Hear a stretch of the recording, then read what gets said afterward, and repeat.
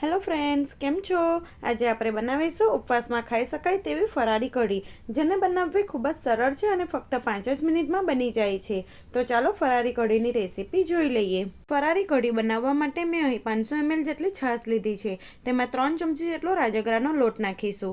સાથે જ 1 ચમચી જેટલું મીઠું અને 1 ચમચી જેટલી ખાંડ નાખીશું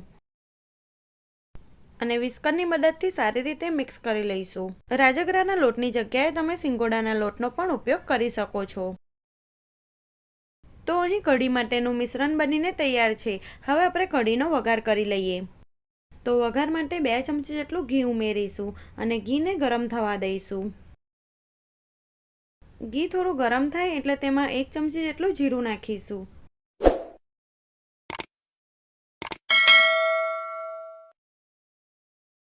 આ રીતે જીરું શેકાઈ જાય એટલે તેમાં 2 નંગ ઝીણા સમારેલા લીલા મરચાં અને 5 થી 6 નંગ મીઠા લીમડાના પાન નાખીશું.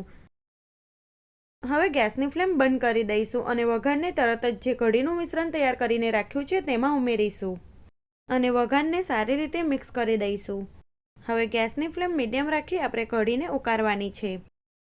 4 થી 5 મિનિટ પછી કઢી સરસ ઉકળી ગઈ છે અને થોડી ઘટ પણ થઈ ગઈ છે. તો હવે તેમાં થોડાક લીલા ધાણા નાખીશું અને ગેસની ફ્લેમ બંધ કરી દઈશું. તો અહીં ફરારી રાજગરાની કઢી બનીને બિલકુલ તૈયાર છે.